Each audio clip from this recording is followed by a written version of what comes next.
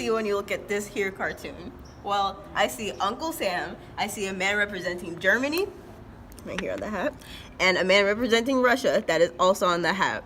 If you notice, the man representing America is holding a sword, implying there will be violence as they go and imperialize the Philippines. And Germany and Russia are coming along and being greedy, taking everything from the Philippines to fill up their big bags with.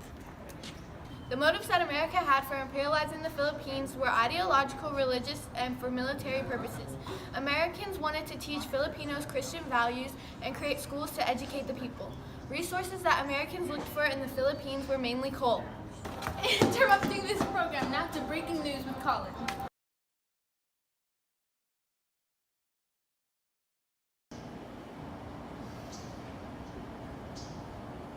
Good morning, everyone. Today is a sad, sad day. I think I'm gonna go cry. We cut to Ashley in the Philippines. Hi, I'm Ashley here in the Philippines, and today we are currently in the third month of the Bolo War, which is also America's least known war. It's taking place right here in the Philippines. They're savages. I am back where we just saw that horrific scene from the war unfolding here.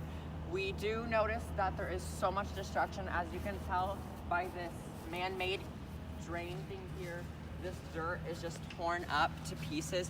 There are so many tracks from where cars tried driving in here.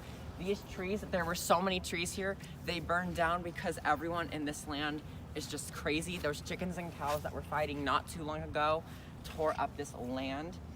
And I'm currently getting word, what is that? Okay.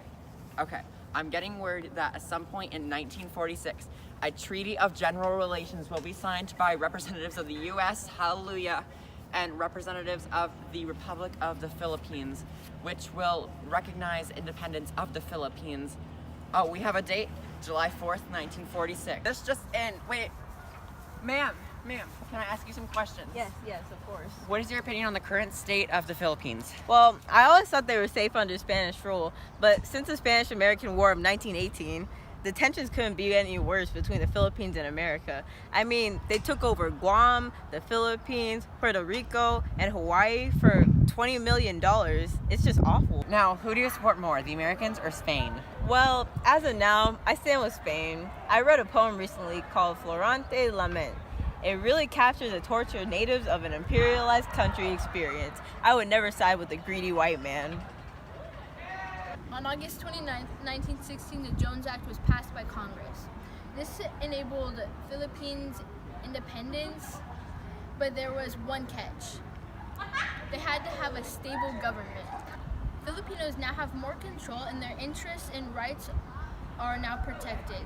So good for them. This act contained the first formal and official declaration of the U.S. federal government, committed to grant independence to the Philippines.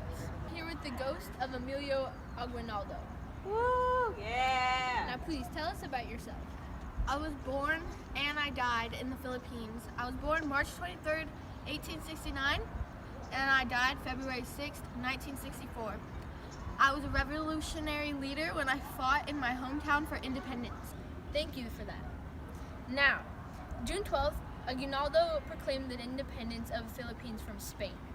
He also organized a revolution against America rule that resulted in 3 years of guerrilla warfare.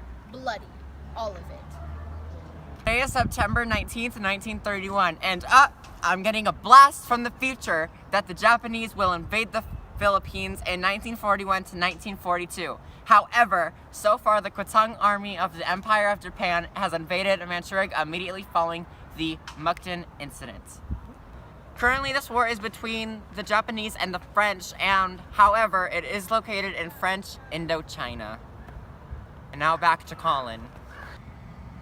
Great, thanks Colin. Now, let's talk about the Monroe Doctrine. The Monroe Doctrine was a U.S. policy of opposing European colonialism and the Americans starting in 1823. The Monroe Doctrine stated that if European nations try to take control of any independent North or South American states, their actions would be viewed as, quote, the manifestation of an unfriendly disposition toward the United States, end quote. Rudyard Kipling has just released his poem, The White Man's Burden, which is a response to the American takeover of the Philippines after the Spanish-American War. One of our favorite quotes is, "Your new Cotasalan people, half devil and half child." So you might be asking yourself, after all of our coverage on this, what are some of the positive effects and negative effects? Well, some of the positive effects is that it's going to bring education, railroads, roads, and then different hospitals are going to be built. The US is going to help when the Japanese start to occupy the Philippines, and then the US is eventually going to help the Philippines become an independent nation. So now some of the negative effects was that this is known as a bloody war. It's the Philippine-American War, and it started as a result of the Filipino revolt against American rule. Over 1 million Filipinos will die because of the war. Also, the Philippines was left without a strong leader and then suffered economically. Live from the Philippines, this has been Leah, Lauren, Ashley, and Colin.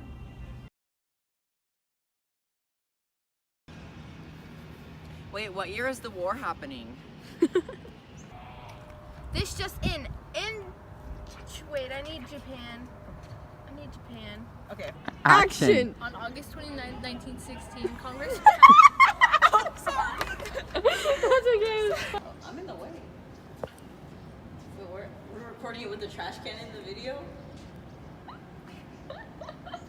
There's My hands are sweaty.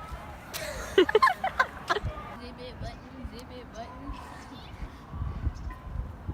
Cows that were fighting here Oh, hey, look, that's my cousin. just 2 seconds ago Hey, have hey left, there, and all we Matt. can see is this destruction here.